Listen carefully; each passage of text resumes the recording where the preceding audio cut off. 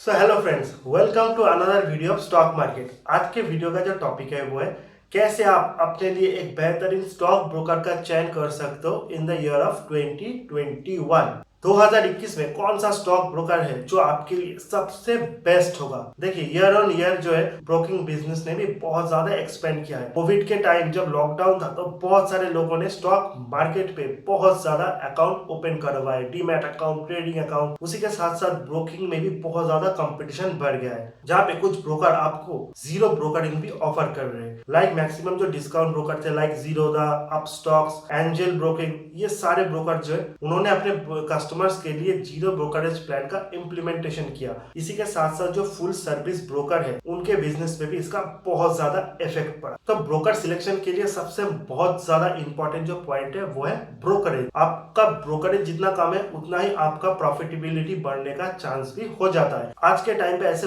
बहुत सारे ब्रोकर है जो आपको जीरो ब्रोकरेज ऑफर कर रहे ऑन डिलीवरी। यानी कि अगर आप स्टॉक का डिलीवरी लेते हो, स्टॉक अगर आपके डीमैट अकाउंट में आप रखते हो for long term more than 1 day, तो उसके लिए आपको उनको कोई ब्रोकरेज पे करना नहीं पड़ेगा।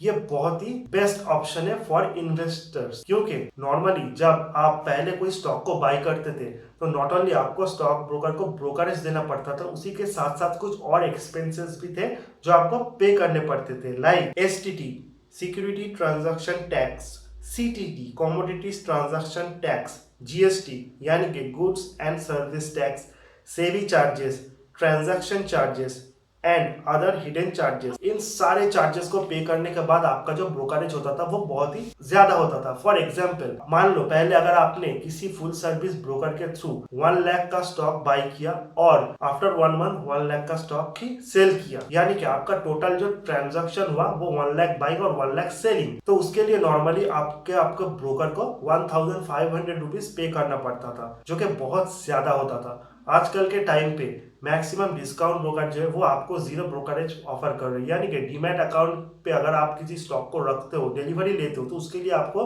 उनको कोई चार्जेस पे करना तो नहीं पड़ता, लेकिन सारे जो चार्जेस जिसके बारे में मैंने अभी बताया लगे STT, SEBI charges, transaction charges, GST, ये सारे आपको पे करना पड़ता है, जो बहुत ज्यादा नहीं होते। 1 लाख रुपए बाइंग और 1 लाख रुपए सेलिंग पे टोटल आपको सिर्फ 300 रुपीज ही मैक्सिमम पे करना पड़ता है, जो कि बहुत ज्यादा बेस्ट ऑप्शन है। तो आप उसी ब्रोकर को चुने। ट्रेडिंग के लिए ये रूल्स एप्लीकेबल नहीं है। हालांकि ट्रेडिंग के लिए सारे ब्रोकरेज का जो प्लान है वो मोर और लेस सेम ही होता है। कुछ ब्रोकर आपको फिक्स चार्ज करते हैं, कुछ आपको परसेंटेज चार्ज करते हैं।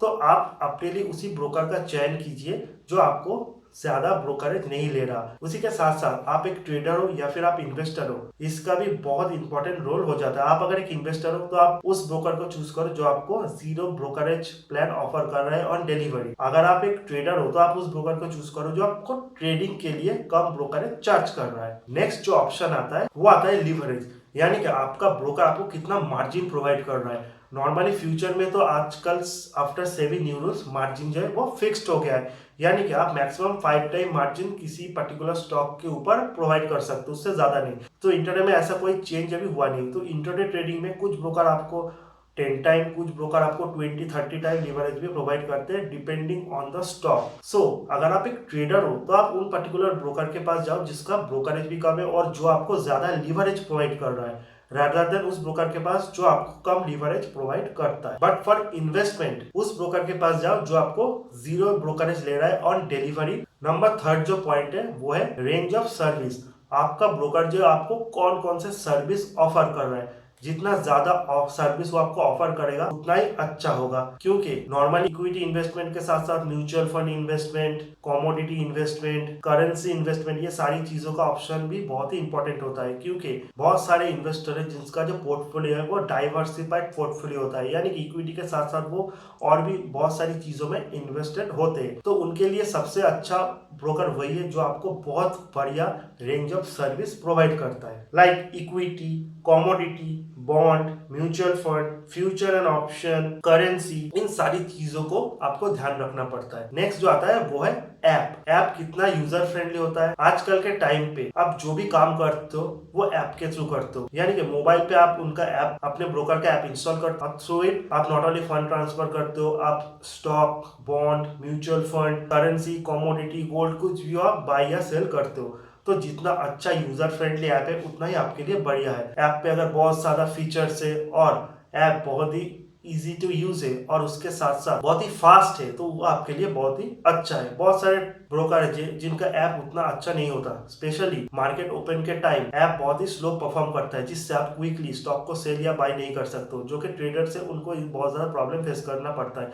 इन्वेस्टर को उतना ज्यादा प्रॉब्लम फेस करना नहीं पड़ता, ऐप कोई भी हो, लेकिन ट्रेडिंग के लिए ऐप का परफॉर्मेंस बहुत अच्छा होना जरूरी होता है। तो आप उसी पर्टिकुलर ब्रोकर को चुनिए जिसका ऐप बहुत ज्यादा अच्छा है, बहुत ज्यादा फास्ट है, जिसका रेटिंग्स प्ले स्टोर पे बहुत अच्छा है। नेक्स्ट जो पॉइंट है वो है कस्टमर सपोर्ट। कस्टमर सपोर्ट बहुत ही इंपॉर्टेंट होता है। स्टॉक मार्केट पे जो भी बिगिनर्स होते हैं, जो डायरेक्टली स्टॉक को बाई सेल नहीं कर सकते या फिर उनको बहुत ज्यादा प्रॉब्लम फेस करना पड़ता है एज अ बिगिनर, उनके लिए कस्टमर सपोर्ट एक बहुत ही यूनिक ऑप्शन होता है, क्योंकि कस्टमर सपोर्ट के कॉल करके ही आप अपने प्रॉब्लम को सॉल्व करते हो। सो आपका ऐप कितना टेक फ्रेंडली है और आपके ब्रोकर का कस्टमर सपोर्ट कितना क्विक एंड इजी है, इन सारी चीजों को भी आपको डिटेल्स में जानना बहुत ही जरूरी है। लास्ट जो ऑप्शन आता है वो है रिसर्च एंड एडवाइजरी सर्विसेज। अगर आप एक बिगिनर हो, आपको स्टॉक का एनालिसिस करना नहीं आता, तो आपको रिसर्च और एडवाइजरी सर्विस का जरूरत पड़ता है। तो नॉर्मली जो फुल सर्विस ब्रोकर होते हैं वो आपको रिसर्च और एडवाइजरी सर्विस प्रोवाइड करते हैं। डिस्काउंट ब्रोकर जो है वो आपको एडवाइजरी और रिसर्च सर्विसेज प्रोवाइड नहीं करते। तो अगर आपको ये सर्विस चाहिए तो आपको एक फुल सर्विस ब्रोकर के पास ही जाना पड़ेगा। अगर आपको ये सर्विसेज का जरूरत नहीं है, आप खुद ही स्टॉक का एनालिसिस कर सकते हो, तो आप एक डिस्काउंट ब्रोकर के पास जाओ। सो